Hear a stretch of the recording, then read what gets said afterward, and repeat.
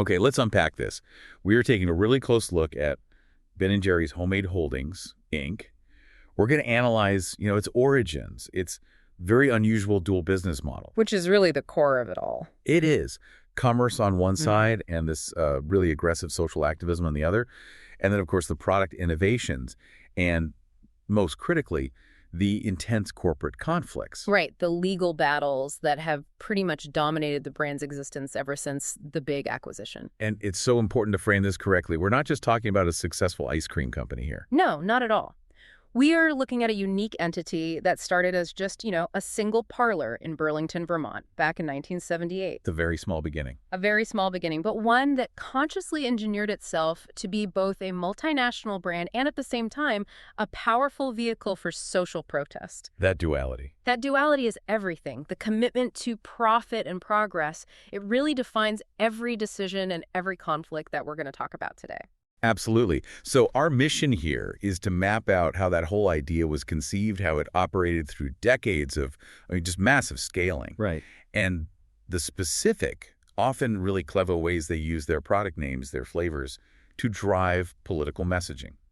And ultimately, how those very values brought them into this direct, very public and very aggressive conflict with their parent company, first Unilever and then its successor. You can just see that tension is baked right into the brand's DNA. It is. You find their ice cream flavors themed after, public figures, musicians like Jerry Garcia or Stephen Colbert. Right, the fun ones. The fun ones, but then you also have flavors dedicated explicitly to modern political activism. For example, the one supporting Colin Kaepernick or their work with Black Voters Matter. So for Ben & Jerry's, a pint of ice cream is almost never just dessert. It's often a political statement. So let's go back to the beginning. How did this kind of radical idea even start? It was the brainchild of two childhood friends, right? Ben Cohen and Jerry Greenfield. Yeah. Exactly, from Merrick, New York. But the most endearing part of their origin story is that it wasn't even supposed to be ice cream. No. What was it then? Their first entrepreneurial plan was actually to open a bagel shop. A bagel shop, really? A bagel shop. But they ran into a very practical, very immediate obstacle.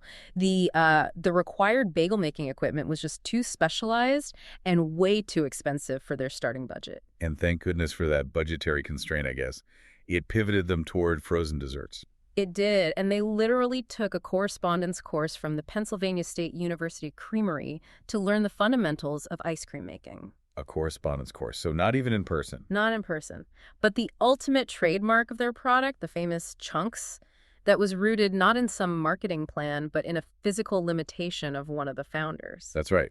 Ben Cohen's condition. That's correct. It's tied directly to Ben Cohen's severe anosmia, a condition where you have an inability to smell. And smell is so crucial for taste. It's crucial for differentiating complex flavors. So Cohen's taste detection was, significantly diminished. He had to rely heavily on textural elements, on mouthfeel to enjoy his food. So the chunks were for him. They were. This reliance mandated that the company's ice cream had to include these generous, oversized chunks of mixed-in nuts, candies, baked goods, and that instantly became the signature characteristic of Ben & Jerry's. So the very thing that made them famous, the sheer density of cookie dough and fudge swirls, is a direct result of sensory compensation. That's an incredible foundation for a global brand. It really speaks to the highly personal, almost eccentric nature of the company's early days. Their initial investment was truly humble. How much was it? $12,000, which, even when you adjust it for inflation, is still less than $60,000 in today's money. And they used that to open the first shop. They used it to renovate a dilapidated gas station in downtown Burlington, Vermont, and they opened their doors on May 5th, 1978. And one of their most famous traditions started almost immediately after that. Yes, the first annual Free Cone Day, which marked their anniversary, that was held in 1979. And that tradition is so central to their identity, isn't it? It's a very smart move in community engagement that endured for decades.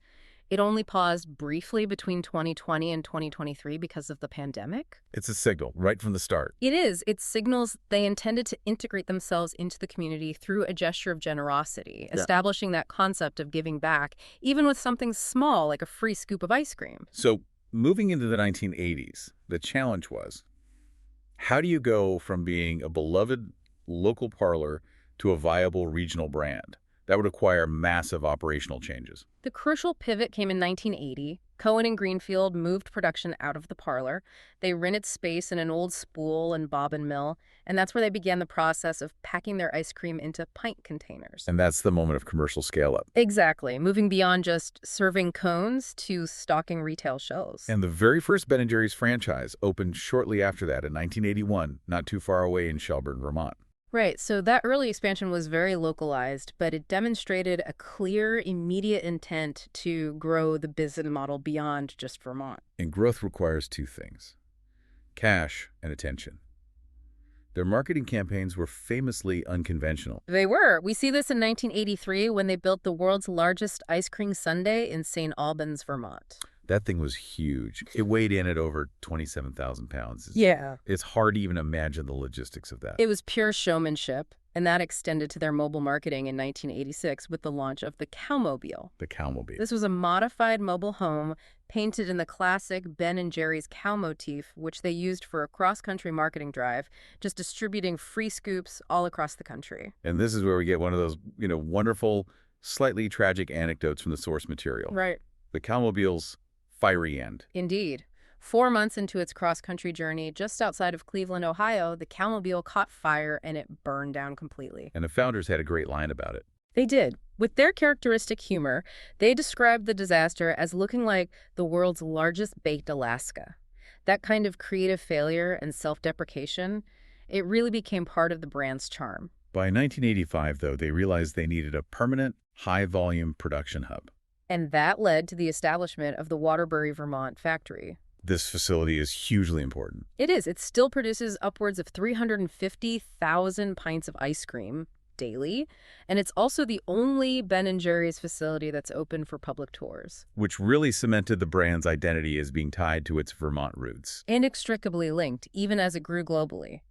And by 1988, their rapid expansion and this community-focused model got national attention at the highest level. Right. Cohen and Greenfield were named U.S. Small Business Persons of the Year. An award presented by President Ronald Reagan. It's quite the ascent from a renovated gas station. It really is. And that recognition was key because it confirmed that their approach, being unconventional, community-focused, and rapidly profitable, was a successful corporate model. And to fund all this, they had used a Vermont-only initial public offering, an IPO, back in 1984. Aiming for local investment. Specifically, they raised $750,000. This local focus was intentional.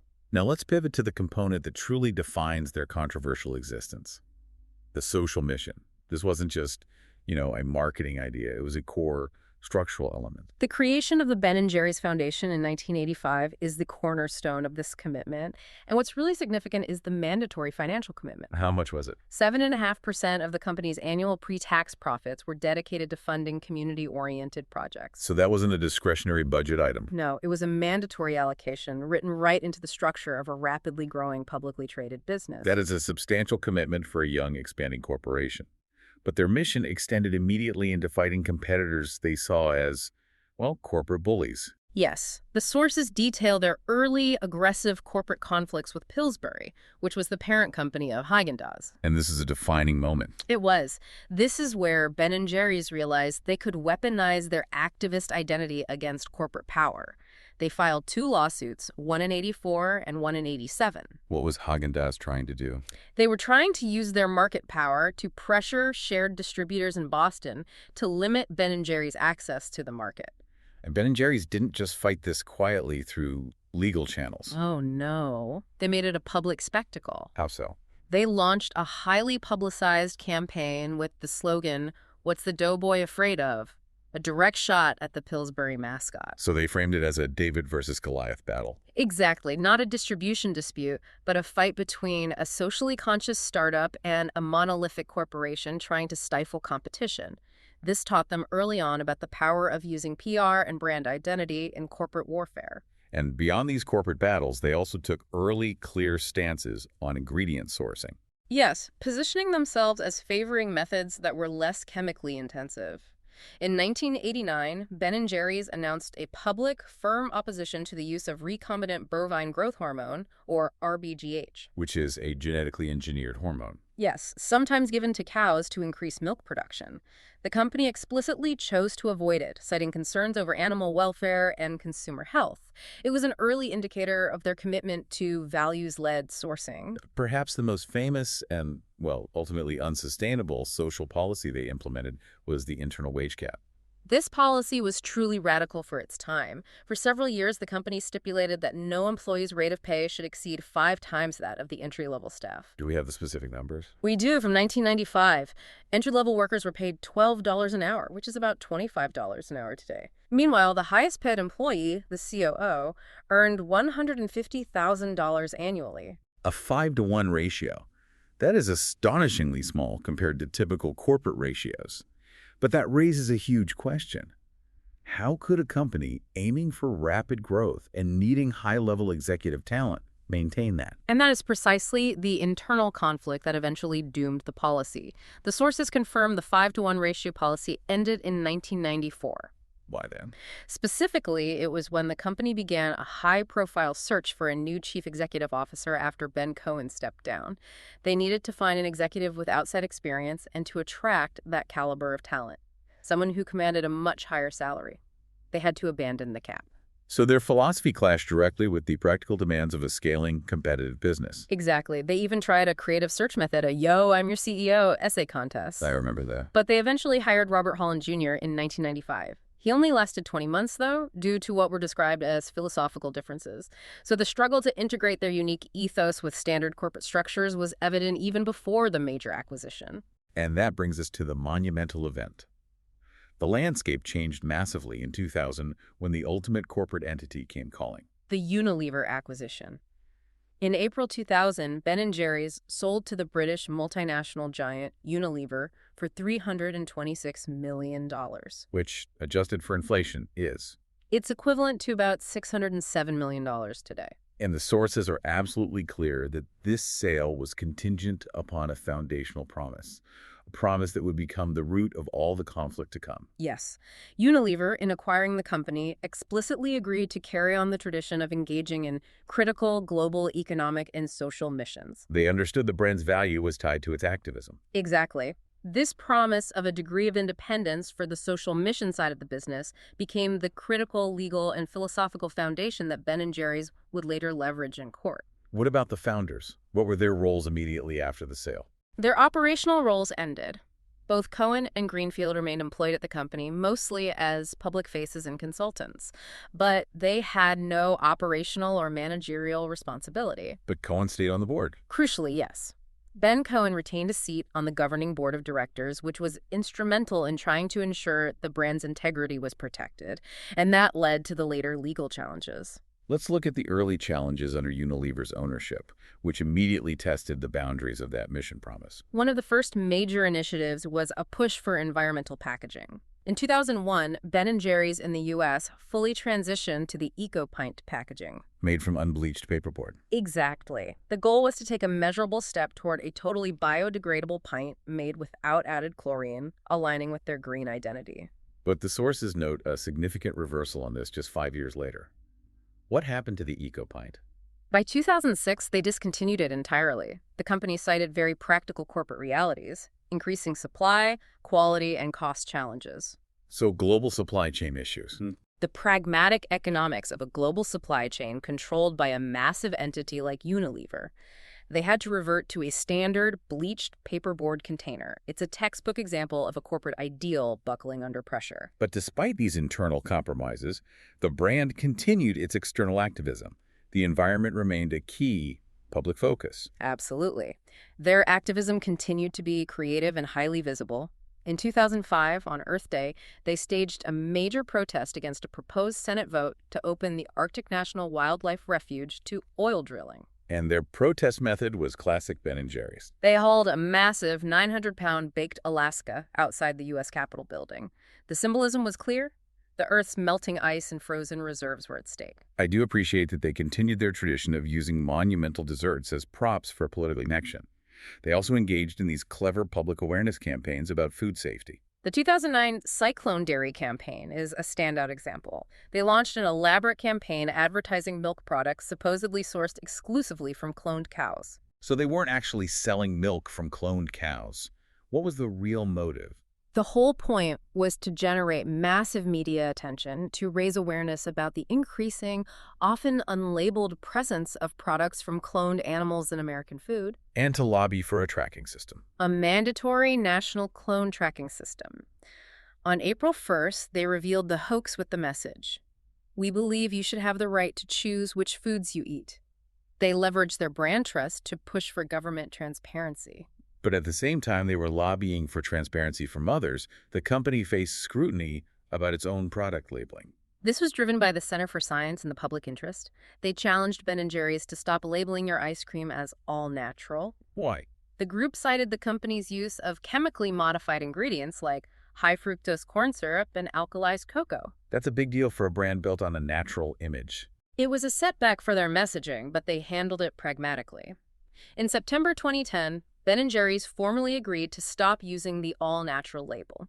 It was an acknowledgement that even they had to reconcile aspirational marketing with the reality of mass-market ingredients. And tied to ingredients, they made a huge brand-defining commitment regarding genetically modified organisms, or GMOs. Yes.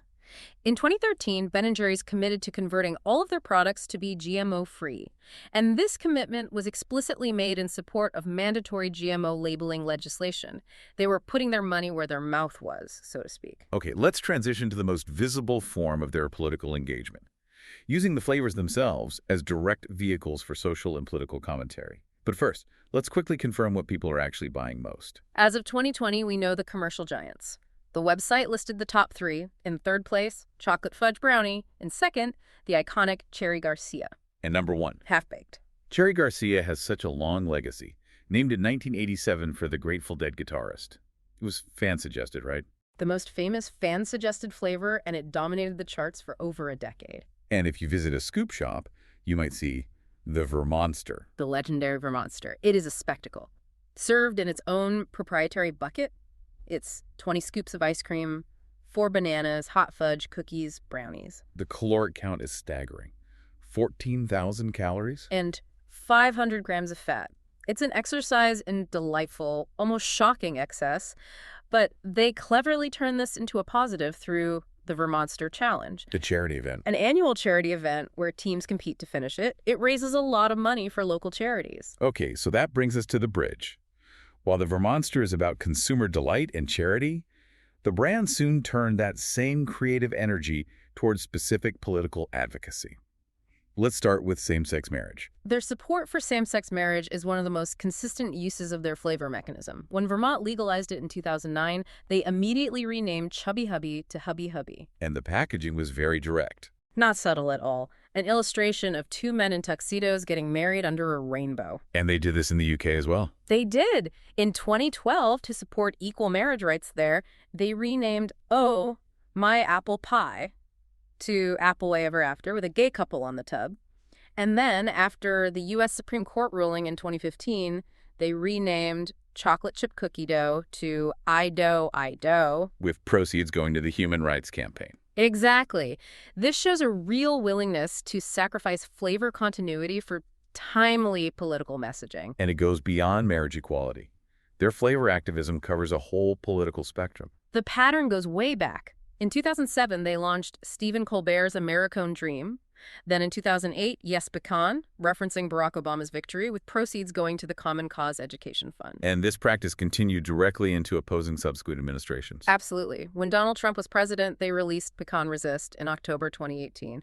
It was explicitly positioned as part of an opposition campaign. And they backed it up with donations. $25,000 split among 4 organizations supporting women's rights, immigrant rights, climate justice, and racial justice.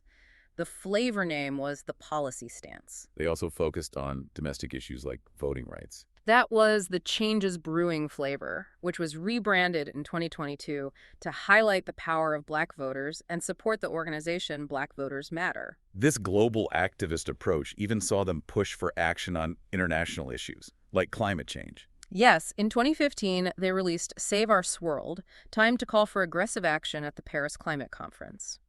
Their brand manager in Australia even defended their stance against dredging near the Great Barrier Reef. A position so controversial, it led to calls for a boycott. It did. The Queensland Premier called for a boycott of the brand. So their political interventions, while often celebrated, frequently generated serious backlash. And sometimes the controversy was purely about the name itself. The 2011 Sweaty Balls flavor, based on that classic Saturday Night Live skit, is the perfect example. Right. This drew protests from conservative groups. Notably, 1 million moms who claimed the name was too explicit for grocery shelves. And how did the company and Alec Baldwin, who was in the skit, respond? Alec Baldwin defended it publicly with humor, and the flavor sold very well, which just reinforced the brand's reputation for defiant marketing. That was a matter of perceived impropriety. But other controversies involved much deeper cultural and historical sensitivities. The 2006 black and tan flavor demonstrates the peril of global branding without localized historical awareness. In the U.S., it's a popular drink. But not in Ireland. Not in Ireland. When it was introduced there, it immediately caused offense because Black and Tans was the brutal nickname of the British paramilitary force notorious for its violence during the Irish War of Independence. A huge misstep. And there was also an issue of potential racial stereotyping. That was the 2012 limited edition flavor, Taste the Linsanity, honoring the basketball player Jeremy Lin. It initially included fortune cookie pieces. Yes, which sparked controversy because of the association with Chinese culture, leading to allegations of stereotyping. How was that handled? The resolution was rapid. The ingredient was quickly replaced with waffle cookies. The company released an official statement apologizing to anyone who was offended, showing they could be responsive. And one final naming controversy involved hazing concerns. Hazed and Confused in 2014. Anti-hazing activists raised concerns that the name belittled the issue. But the company defended it. They clarified the name was a play on Dazed and Confused and also referred to the hazelnut ingredient. After a review, they decided not to rename the flavor. Now, the activism really ratcheted up considerably starting around 2020. This period saw Ben & Jerry's taking increasingly explicit and controversial stances. Yes, moving beyond charity and humor into direct support for specific, often divisive political movements. Following the murder of George Floyd in June 2020, the company issued a public statement urging Americans to dismantle white supremacy. And soon after, they endorsed a specific policy goal. Later that same month, they formally endorsed the Defund the Police movement. These were powerful, uncompromising positions that risked alienating a significant portion of their consumer base. And their activism wasn't just in the U.S. They took a firm, highly critical stance on British government policy regarding migrant crossings in the English Channel. They directed a series of pointed tweets at the Home Secretary, stating, "We think the real crisis is our lack of humanity." This intervention drew sharp criticism from UK politicians who accused the brand of statistically inaccurate virtue signaling. And this kind of aggressive advocacy created an opportunity for critics to point out perceived inconsistencies within the brand's own operations. It did. For example, some publications accused them of woke hypocrisy, referencing past campaigns that had demanded better working conditions on dairy farms supplying the company. And this tension between external advocacy and internal ethics became glaringly apparent in 2023 regarding child labor. This is a critical point. In 2023, Ben & Jerry's partnered with Tony's Chuckle'n'Lee to raise awareness about child labor, a clear, positive move. But yet just months later, the New York Times reported that suppliers for Ben & Jerry's own U.S. operations were employing illegal migrant children. That is a fundamental contradiction. Mm-hmm. How did the company's leadership try to rationalize that? The response from their head of values-led sourcing, Cheryl Pinto, was highly controversial. She stated that if migrant children needed full-time work, it was preferable for them to have jobs at a well-monitored workplace. A statement that was seen by many critics as a moral rationalization. It was. It seemed to contradict the brand's central mission. On the environmental front, however, they launched a massive new initiative. That's the Motopia pilot project, announced in May 2022. It's an extensive effort involving 15 supplier farms in the U.S. and the Netherlands. And the goal is ambitious. The goal is to halve the farm's emissions intensity by the end of 2024 through regenerative agriculture practices, a significant proactive commitment. Now let's turn to the event that fully fractured the relationship between the activist subsidiary and the multinational parent, the Israel-Palestine sales dispute starting in 2021. This specific political issue brought the long-simmering corporate tension to a definitive boiling point. It began in July 2021, when Ben & Jerry's announced a policy to end sales in the Occupied Palestinian Territory, or OPT. And their rationale was based on international law. Their rationale was that Israeli settlements in these territories are considered illegal under international law, and selling their products there was inconsistent with their values. This wasn't just a branding decision. It had immediate, tangible consequences. Indeed, the local Israeli franchisee, American Quality Products, or AQP, refused outright to comply with the new policy. So Ben & Jerry's refused to renew their contract. Correct. They announced they would not renew the franchise agreement when it expired in 2022. And the public reaction was highly polarized. Extremely. Pro-Palestinian groups welcomed it. Conversely, Israeli public figures expressed outrage. The foreign minister called the decision a disgraceful capitulation to anti-Semitism. And the conflict escalated rapidly into the U.S. political and financial sphere through anti-boycott laws. This is where it became painful for Unilever. These laws require state pension funds to divest from companies that boycott Israel. And several major U.S. states acted immediately against the parent company. Can you detail those actions? Florida's governor placed Unilever on a list of scrutinized companies that boycott Israel. Arizona committed to totally divesting its state holdings from Unilever. New Jersey followed suit. So Unilever suddenly faced losing hundreds of millions of dollars in investments. All because of the actions of one socially focused subsidiary. So Unilever had to act. What corporate mechanism did they use to bypass Ben & Jerry's stance? In June 2022, Unilever executed a corporate end run. They sold their business interests in Israel to the local franchisee, AQP. Allowing AQP to continue selling the products everywhere in the region. Exactly. The only stipulation was that AQP had to exclusively use Hebrew and Arabic labels, separating the Israeli operation from the global brand's oversight. But Ben & Jerry's independent board publicly rejected that solution. Absolutely. They publicly tweeted their disagreement, stating that the arrangement remained inconsistent with the brand's fundamental values. This unprecedented level of public disagreement led directly to an equally unprecedented legal battle. Correct. In July 2022, Ben & Jerry's sued its own parent company, Unilever, To block the sale. to AQP. Their core legal argument was that the sale undermined the brand's integrity and violated the original 2000 acquisition agreement, which protected the board's control over the social mission. Suing your parent company is highly unusual. What happened with the lawsuit? It signaled an absolute rupture of trust. However, just before the first hearing, both parties announced they would abandon the litigation and pursue mediation instead. Fast forward to 2024 and 2025. And Unilever took a drastic action that fundamentally restructured its entire ice cream division. In March 2024, Unilever announced a major divestiture. They said they would spin off their entire ice cream brands portfolio, Ben & Jerry's, Magnum, Talenti, all of them, and cut thousands of jobs. This massive divestment was finalized in July 2025. With the creation of a new, focused entity called the Magnum Ice Cream Company, or TMICC.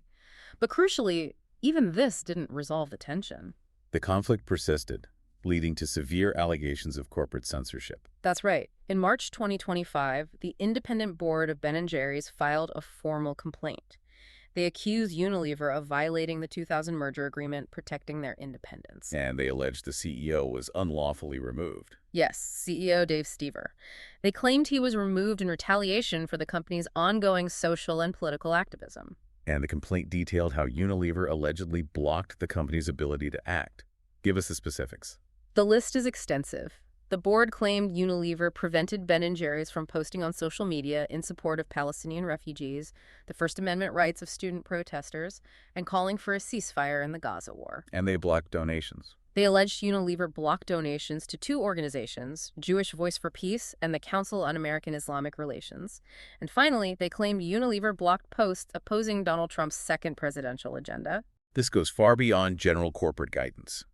These are specific, active efforts by the parent company to neuter the subsidiary's political voice. It suggests the parent company viewed the political voice of Ben & Jerry's as an unacceptable liability. Unilever, and then TMICC, appears to have drawn a line. How did the co-founders, Cohen and Greenfield, react to all this? Their response was dramatic and final. In September 2025, they wrote to the board of the new parent company, TMICC, and formally requested that the brand be released from the conglomerate entirely. And one founder made a final symbolic protest. Yes. Jerry Greenfield announced his resignation on September 16th, citing the alleged censorship as the tipping point. The separation of the brand from its social mission became too great for him to tolerate. And Ben Cohen leveled a final, extremely serious charge. He publicly accused Unilever of a corporate attack on free speech, and he highlighted one specific action. He said Unilever blocked the development and launch of a new flavor that was explicitly intended to call for peace in Gaza. A flavor designed for a social mission, blocked by corporate fiat. Precisely. And adding one final layer, the new parent company, TMICC, introduced institutional scrutiny into the Ben & Jerry's Foundation itself. What did they find? In December 2025, TMICC reported the findings of an audit of the foundation. The report found deficiencies in both financial controls and governance, introducing a new level of institutional critique directed back at the mission-driven heart of the organization. That brings us to the close of our examination of these extraordinary source materials.